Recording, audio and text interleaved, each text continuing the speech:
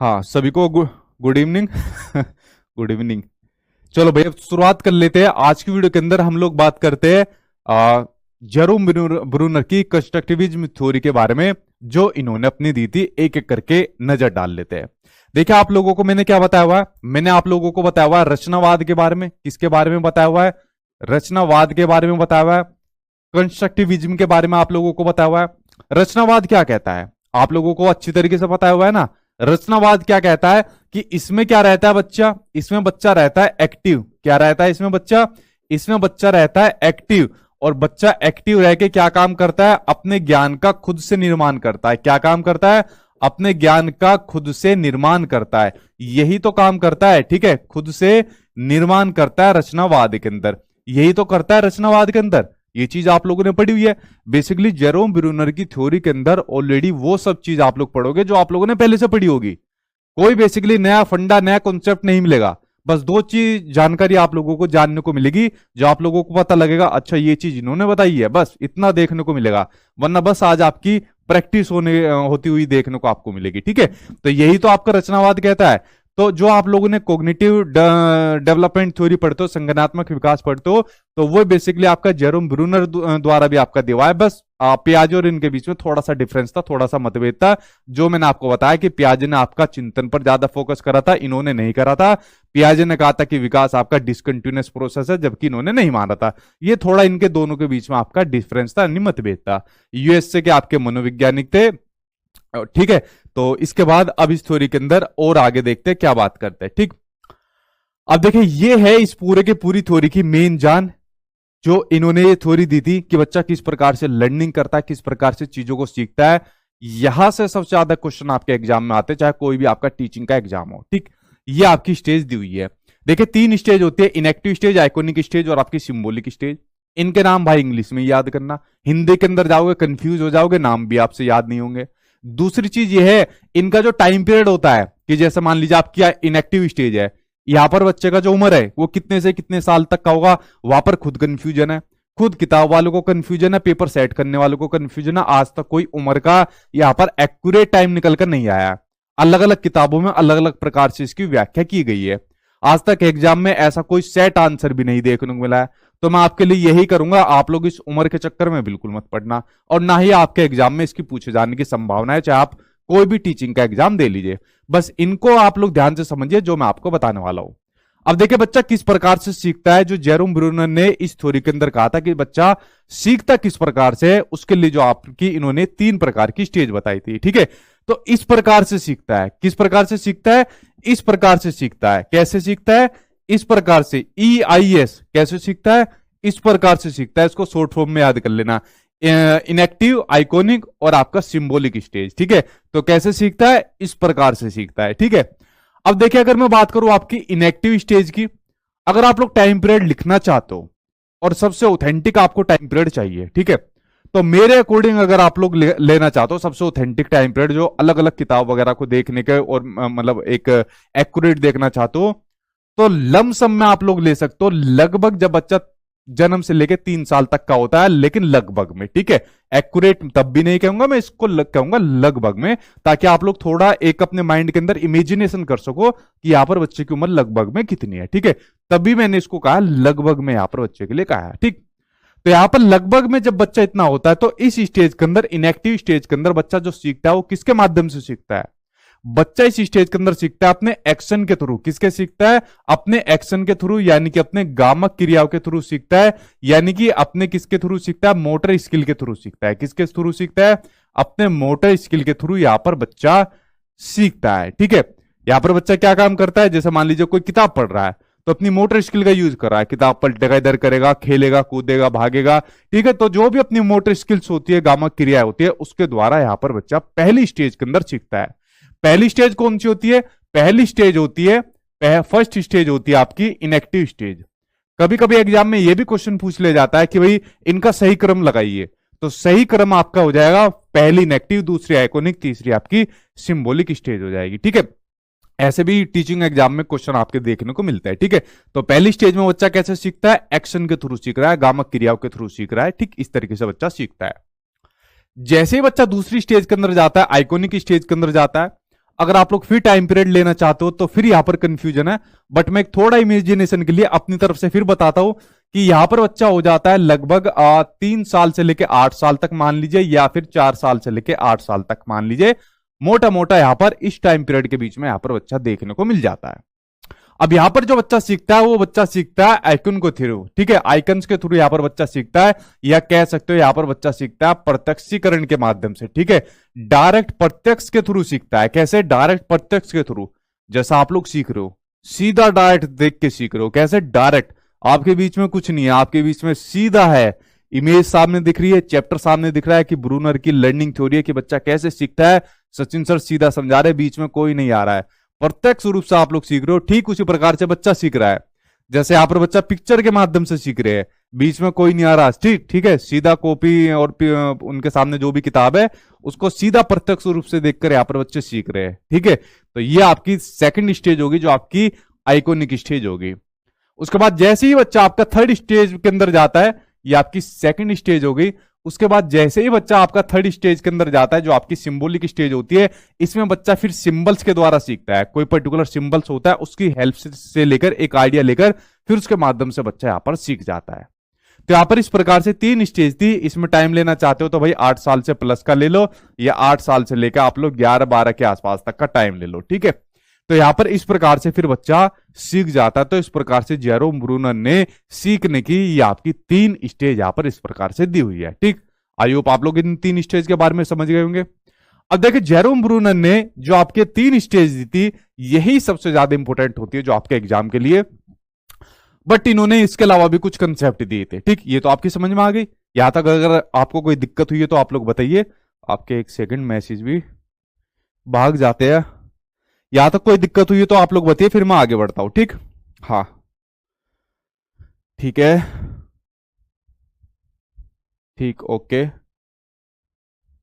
ठीक है। हाँ, सिंबॉलिक में एज 8 से 11। देखो, मतलब एक्यूरेट नहीं होता। सिंबॉलिक में 8 से 11 ले सकते हो, 8 प्लस ले सकते हो, मतलब अलग अलग किताबों में अलग अलग प्रकार से व्याख्या है, ठीक। तो मैं एक्यूरेट नहीं कह सकता, इस बात को मैं क्लियर कर दूं। इन जो ये जो डेट लिखी हुई है ना, मैं इसको ऑथेंटिसिटी के साथ नहीं कह सकता, क्योंकि अलग अलग प्रकार से व्याख्या की हुई है हर किताब के अंदर। चाहे आप कोई भी ऑथेंटिक किताब ले लीजिए, मैंने सिर्फ आपके इमेजिनेशन के लिए ये आपका टाइम लिखा हुआ है, ठीक। हालांकि आपके एग्जाम में कभी टाइम नहीं आएगा, तो इसलिए मैं क्लियर कर दूं पहले तक, कभी मतलब मुझे ब्लेम कर दो आगे जाके किसी चीज के लिए, क्योंकि जब खुद ऑथेंटिक किताबों में नहीं है, मान लीजिए कभी एग्जाम में क्वेश्चन आ गया, तो आप पर क्या प्रूफ आप लोग इस चीज का दोगे, जब ये एग्जाम में ही नहीं आना। एग्जाम में ये आएगी इनएक्टिव, आइकॉनिक और आपकी सिंबलिक स्टेज, ये आती है आपके एग्जाम में। जो चीज नहीं आनी उसके लिए क्यों टेंशन ले रहे हो आप लोग, ठीक है। चलिए अब बढ़ते हैं आपके, इन्होंने कुछ कंसेप्ट भी बताए थे, ये कंसेप्ट जानने आपके लिए जरूरी है, और ये भी आपके एग्जाम में देखने को मिल जाते हैं। देखिए, एक कंसेप्ट बताया था इन्होंने डिस्कवरी लर्निंग का। कौन सा? डिस्कवरी लर्निंग का, जिसके ऊपर आजकल खूब फोकस किया जा रहा है, डिस्कवरी लर्निंग का। कई बार आप लोग मेरे मुंह से भी सुनते रहते होंगे कि बच्चों को डिस्कवरी लर्निंग के माध्यम से सिखाओ। सबसे बढ़िया तरीका है आपका डिस्कवरी लर्निंग, आपका सबसे बढ़िया तरीका होता है जिसमें बच्चा अपना खुद खोजबीन करके, खोजबीन के माध्यम से बच्चा सीखे, जिसमें बच्चा खुद अपना इंक्वायरी करके सीखे, खुद बच्चा क्वेश्चन पुटअप करके सीखे। तो जो आपका डिस्कवरी लर्निंग होता है ना, जिसमें बच्चा अपना खुद खोजबीन के माध्यम से सीखता है, किसके माध्यम से सीखता है? खोजबीन के माध्यम से सीखता है। तो आपका जेरोम ब्रूनर दिया हुआ ये आपका कंसेप्ट है, जो आपका डिस्कवरी लर्निंग का जो आपका मेथड होता है, ठीक है। अब इसमें बच्चा क्या होता है, हम जब स्कूल के अंदर पढ़ते थे, हमको मिलता था होमवर्क, या हमको दिए जाते थे असाइनमेंट दिए जाते थे, ठीक है। लेकिन आज की डेट के अंदर एनईपी 2020 ने इसको कह दिया कि भाई ये वाला काम बच्चों को ज्यादा मत दो। आप लोग क्या काम करो, बच्चों को अपना खोजबीन करने के ज्यादा अपॉर्चुनिटी उसको दो। जब बच्चों को आप कोई काम दोगे कि बेटा एक काम करिए, आप अपने घर से कुछ ऐसा काम करके लाइए जो भी आपको अच्छा लगता हो, या जो भी आपको इस क्लास में काम दिया हो, इस क्लास से संबंधित कोई आप काम करके लाइए। तो बच्चा कहेगा ठीक है सर या मैडम, जो भी कहेगा, और उसके बाद घर से खुद अपना डिस्कवर करके लाएगा किसी काम को, या जो काम इस क्लास में होता है उससे संबंधित कोई चीज ढूंढ कर लाएगा। तो वहां पर बच्चे की क्रिटिकल थिंकिंग बढ़ेगी सबसे ज्यादा। तो यही तो हमको उसको बढ़ानी है। तो इसलिए डिस्कवरी लर्निंग पर सबसे ज्यादा बल आज की डेट के अंदर दिया जा रहा है। ये कंसेप्ट आपका जेरोम ब्रूनर ने दिया था, जो आपका डिस्कवरी लर्निंग का कंसेप्ट दिया था, ठीक है। ये बात आप लोग समझ गए। उसके अलावा देखिए, एक कंसेप्ट और था, एक कंसेप्ट आप लोगों ने पढ़ा हुआ है स्कैफोल्डिंग। ये तो आप लोगों ने पढ़ा हुआ है, ये वीडियो भी मैंने आप लोगों के लिए बनाकर डाली हुई थी, ठीक है। जो आपका लेव वाइगोत्स्की ने दिया हुआ था, जिसको हिंदी के अंदर पाठ, ढांचा, मचान कुछ भी कह देते हैं। स्कैफोल्डिंग क्या होता है? जो टेम्परेरी हेल्प या टेम्परेरी गाइडेंस दी जाती है एडल्ट्स के द्वारा, ठीक है, तो आपका स्कैफोल्डिंग इसको कहा जाता है। ठीक, जैसे मैं आप लोगों के लिए दे रहा हूं, ठीक है, अब क्या हो गया, हमने तो आपको पैसे दिए अबे दे तो रहा हूं ना, पैसे दे दिए लेकिन फिर भी दे तो रहा हूं ना। तो स्कैफोल्डिंग क्या किसको कहते हैं? जो टेम्परेरी हेल्प ये की जाती है उसको क्या कहते हैं? स्कैफोल्डिंग उसको कहा जाता है। ठीक है, तो ये जो स्कैप फोल्डिंग की जो शुरुआत करी, इसको जो सबसे पहले खोजा है, ये इस वर्ड की जो डिस्कवर करा, ये जो इसके जो फादर कहा जाता है, वो भी भाई आपके जेरोम ब्रूनर ने सबसे पहले इसको खोजा था। ये बात आपको ध्यान रखनी है। बट इसके बाद जो इसके ऊपर काम शुरू करा वो आपके लेव वाइगोस्की ने फिर इसके ऊपर काम सबसे पहले शुरू करा था। ठीक है, उसके बाद आपका आता है स्पाइरल करिकुलम, यानी चक्रीय आपका पाठ्यक्रम।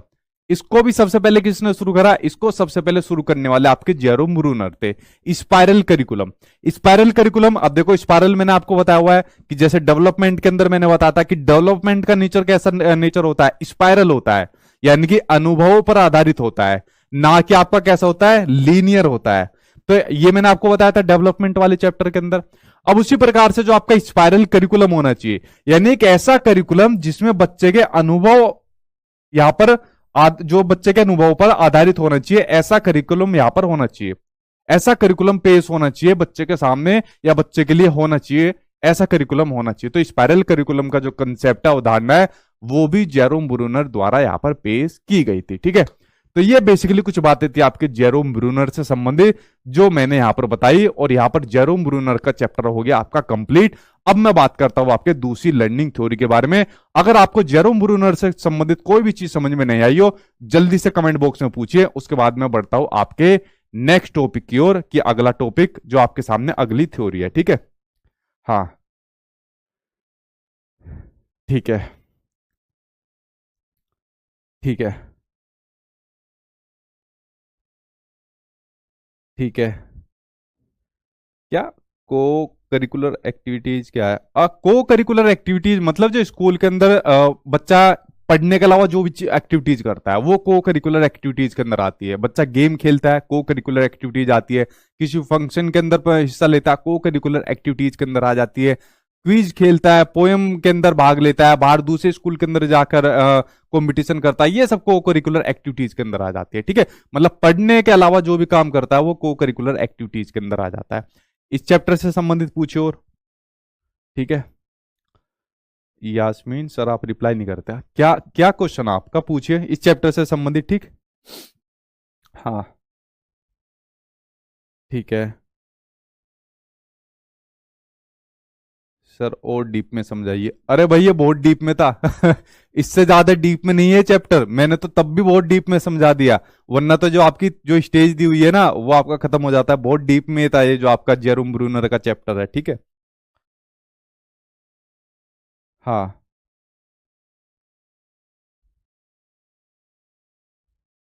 नहीं, जो डिस्कवरी मेथड है वो है एच ई आर्मस्ट्रोंग का, कंफ्यूज मत हो जाना। एच ई आर्मस्ट्रोंग डिस्कवरी मेथड उन्होंने दिया, और जो डिस्कवरी लर्निंग है वो आपका जेरोम ब्रूनर ने दिया। ठीक, ठीक है। स्टेज को हिंदी में क्या कहते हैं? बेटा ऐसे सवाल पूछोगे तो हो गया काम। स्टेज को मतलब अवस्था कहते हैं।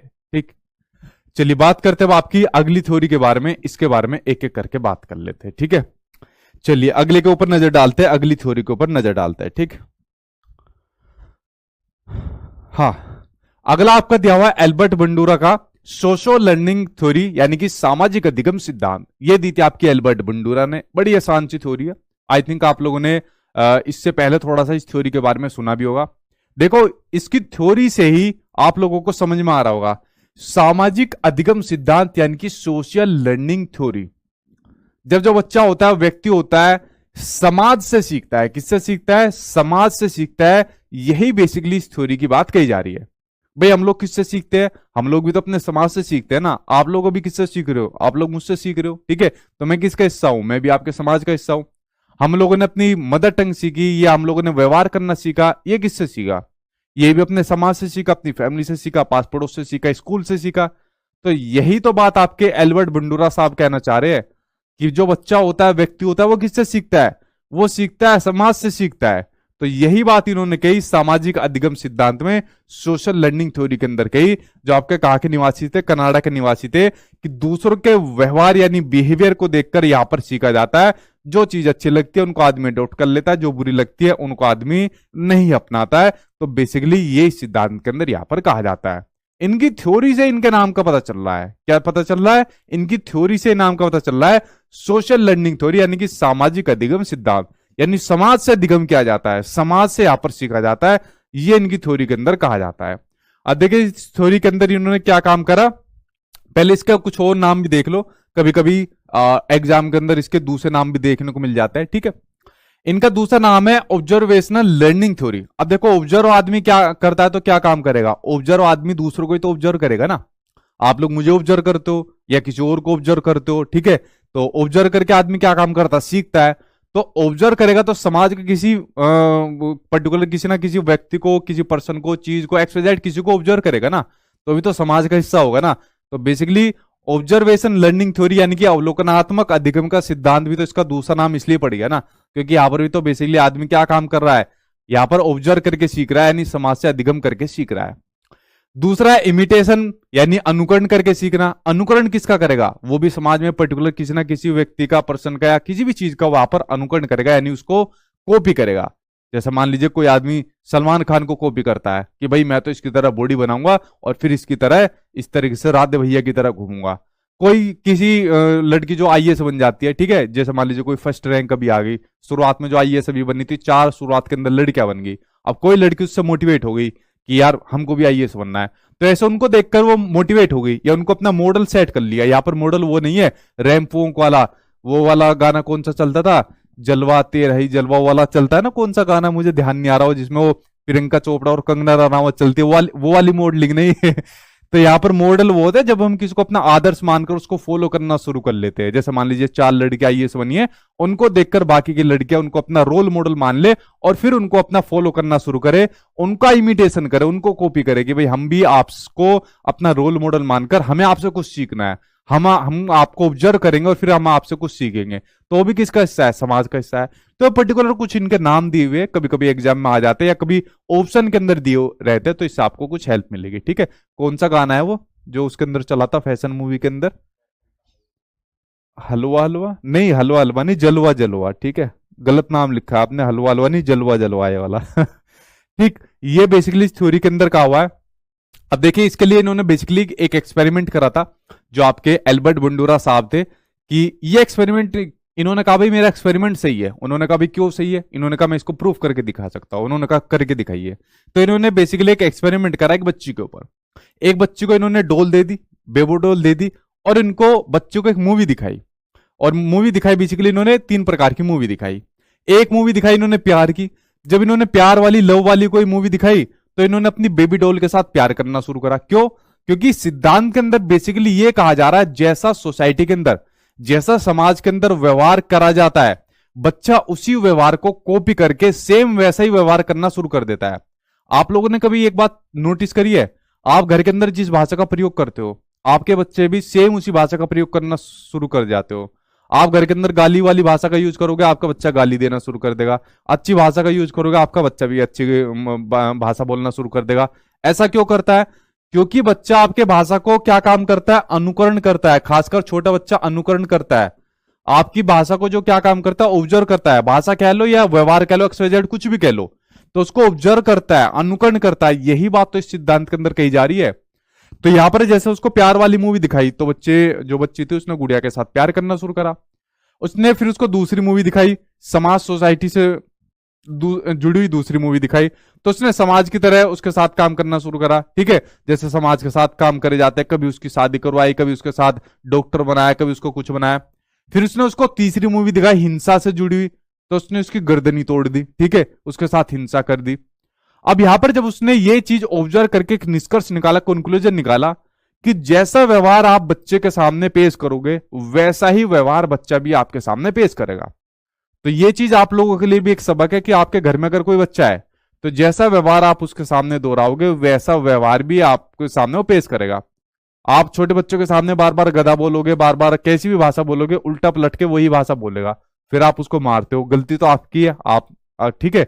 तो ये इस प्रकार की बात इसके अंदर सिद्धांत के अंदर यहां पर कही हुई है। ठीक है, अब यहां पर देखिए लर्निंग के लिए भी इन्होंने कुछ स्टेप बताए थे, इन स्टेप के ऊपर नजर डालिए।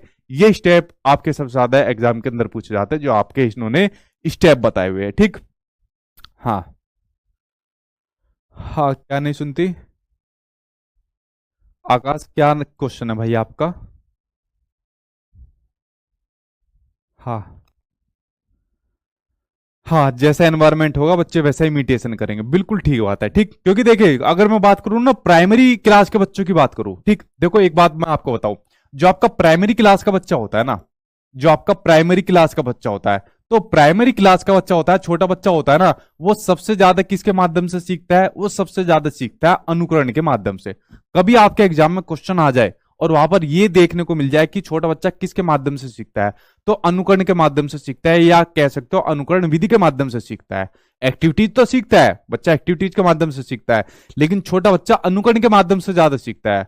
आप उसको लेक्चर मेथड, डेमोन्स्ट्रेशन मेथड, ये सब चीज मतलब इतना यूजफुल नहीं रह सकता उसके लिए, बड़ी क्लास के लिए यूजफुल होते हैं, लेकिन छोटे बच्चों के लिए सबसे ज्यादा जो यूजफुल रहेगा वो इमिटेशन यानी कि अनुकरण मेथड सबसे ज्यादा यूजफुल रहता है। जैसा आप बच्चों के सामने पेश करोगे वैसे ही बच्चा उसको कॉपी करना शुरू कर देता है। ठीक है, इसलिए तो आपकी जो शुरुआत की जो स्टेज होती है ना, वो बड़ी सेंसिटिव मानी जाती है हर चीज के लिए, चाहे बच्चे का इमोशन रहे, लैंग्वेज रहे, बिहेवियर रहे, हर चीज के लिए ये सब स्टेज शुरुआत वाली बड़ी सेंसिटिव हर चीज के लिए मानी जाती है। ठीक है, ये सब चीजें मैंने आपको डेवलपमेंट वाले चैप्टर के अंदर बड़ा डिटेल में पढ़ाया हुआ है। ठीक, क्योंकि बच्चा क्या काम करता है, बच्चा सब चीज को कॉपी करता है, अनुकरण करता है, और किससे करता है? अपने समाज से करता है। ठीक, अब देखिए इन्होंने सीखने के जो आपके स्टेप बताए थे, क्या स्टेप बताए थे? कि सबसे पहले सीखने के लिए होना चाहिए आपकी अटेंशन, अवधान होना चाहिए। अब मान लो आप लोग यहाँ पर वीडियो देख रहे हो और वीडियो देखते टाइम आपका मन यहाँ पर नहीं है, आपका मन मान लीजिए कहीं और पर लगा हुआ है, किसी के ख्वाबों में मन लगा हुआ है। ठीक है, क्योंकि आपके कमेंट तो सिर्फ आपको दिखते हैं, वरना पहले ये सुविधा थी सभी के कमेंट एक साथ दिखते थे, तो बच्चे पढ़ते नहीं थे, आपस में चैट करते थे। मैंने कहा यार ये तो यूट्यूब वाला हिसाब हो जाएगा, ये पर बच्चों की पढ़ाई नहीं हो पाएगी, अब इनके कमेंट सिर्फ इनको दिखा करेंगे। ठीक है, तो अब मान लीजिए आपका ध्यान यहाँ पर नहीं है, कहीं और ध्यान है, तो आप यहाँ पर कोई चीज सीख पाओगे, कोई चीज लर्न यहाँ पर कर पाओगे? नहीं कर पाओगे। तो सीखने के लिए जो सबसे पहली चीज होनी चाहिए वो होनी चाहिए अटेंशन। ठीक है, आपको यहाँ पर ध्यान लगाना पड़ेगा, तभी आप लोग चीज सीख पाओगे। जब मान लीजिए आप लोगों ने यहाँ पर अपना ध्यान लगा लिया, अटेंशन हो गई यहाँ पर आप लोग, फिर दूसरे पर होनी चाहिए रिटेंशन। फिर जो चीज आप लोगों ने यहाँ पर पढ़ाई जा रही है आपको, फिर उसको अपने अंदर धारण कर लो, रिटेंशन कर लो फिर अपने अंदर उसको। ठीक है, कि आज चलो सर ने 2 थ्योरी पढ़ाई है, आज हम इसको रिटेंशन कर लेते हैं, अपने अंदर धारण कर लेते हैं। ठीक है, उसके बाद फिर करो उसका रिप्रोडक्शन।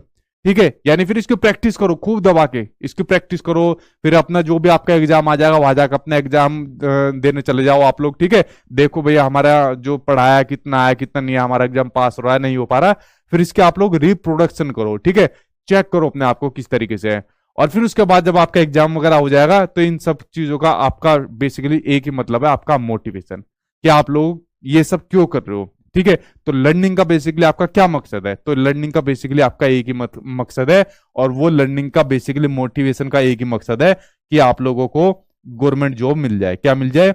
आप लोगों को गवर्नमेंट जॉब मिल जाए, यही बेसिकली आपका मोटिवेशन है। इससे बड़ा मोटिवेशन आप लोगों का कुछ भी नहीं है। ठीक, तो फ्रेंड्स देखिए बेसिकली आपकी 2 लर्निंग थ्योरी थी, और 2 लर्निंग थ्योरी मैंने आप लोगों की यहाँ पर कंप्लीट करा दी।